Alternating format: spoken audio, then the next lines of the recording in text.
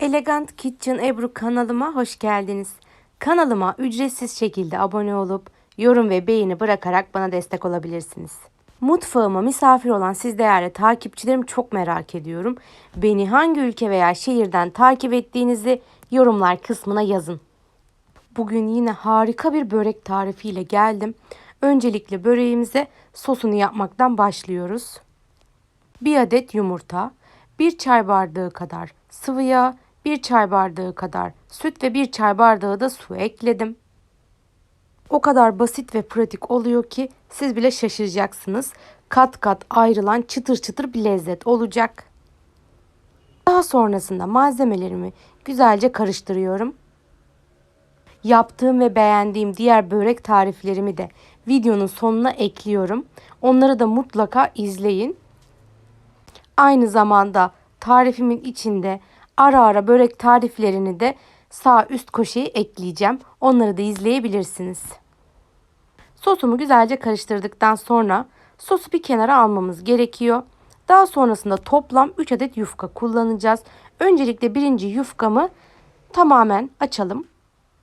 Bu böreğimde hazır yufka kullandım. Siz dilerseniz bunu el açması yufka ile de yapabilirsiniz. İki türlü de gerçekten çok pratik olacaktır. Dilerseniz bu şekilde yapıp buzluğa da atabilirsiniz. İlk yufkamı serdikten sonra üzerine bol miktarda sos sürüyorum. Mutlaka ara katlarına bol miktarda sos sürelim. Bu sayede kat kat olmasını sağlayacaktır. Tariflerimde aklınıza takılan yerleri mutlaka yorumlar kısmında sorun. Bütün sorularınızı tek tek cevaplıyorum. Ve tariflerimde önemli noktaları ve püf noktalarımızı kaçırmamak için tariflerimi lütfen atlamadan izleyin. Sosu sürdükten sonra ikinci yufkama geçiyorum. Güzelce her tarafına yufkamı açtırıyorum. Biraz böyle dağınık kalabilir. Onda bir sorun olmayacaktır. Daha sonra tekrardan bol miktarda sosumu sürüyorum. Bu sayede içi yumuşacık oluyor böreğimizin. Daha önce suyla yapılmış bir börek görmüş müydünüz? Gerçekten çok basit ve pratik. Son olarak da diğer yufkamı da en üstüne açıyorum. Her katımda olduğu gibi bu katımı da açtırdıktan sonra üzerine biraz sos sürüyorum. Mutlaka her katına bolca sos sürelim. Bunu birkaç kere tekrarladım. Lütfen dikkat edelim.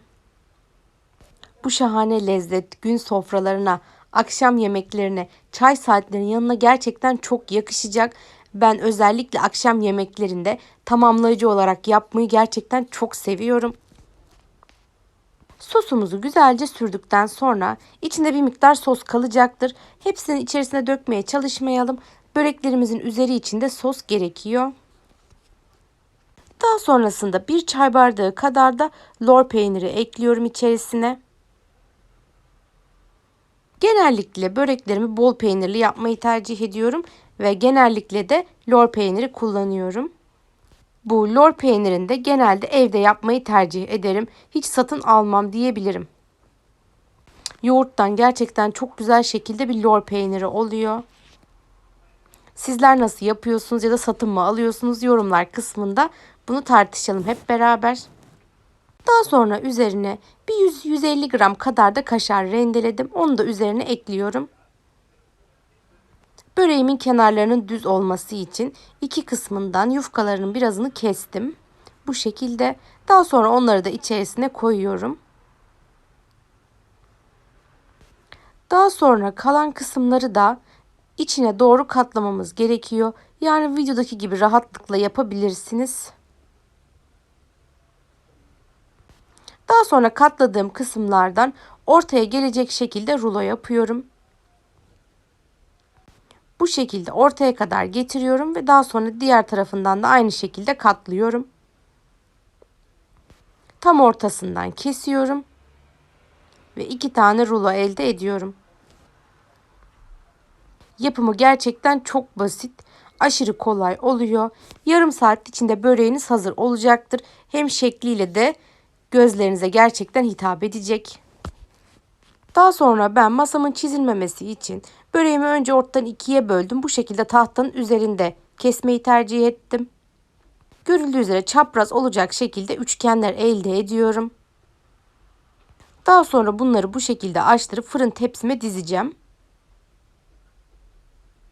Kesimi gerçekten çok kolay. Siz de görüyorsunuz zaten. Tarifimi buraya kadar izlediyseniz yorum ve beğeni bırakmayı unutmayınız. Beğendiğiniz tariflerimi sosyal medyanızda paylaşarak bana destek olabilirsiniz. Aynı zamanda bildirim zilini açarak yeni tariflerimden ilk siz haberdar olabilirsiniz. Daha sonra kalan sosumu da böreklerimin üzerine güzelce sürüyorum. Eğer sosunuz az miktarda kaldıysa biraz süt ve biraz da yumurta ile bunu bir kez daha çırpabilirsiniz. Çünkü üzerinde soslu olması böreğin güzel kızarmasını ve aynı zamanda çıtır çıtır olmasını sağlayacaktır. Şu böreğimin şekillerinin güzelliğine bir bakın. Üçgen üçgen gerçekten birazdan böyle kat kat açılacaklar. Dışları da çıtır çıtır olacak. Sos sürdükten sonra bir 15-20 dakika biraz beklettim. Daha sonrasında üzerine biraz susam ekliyorum.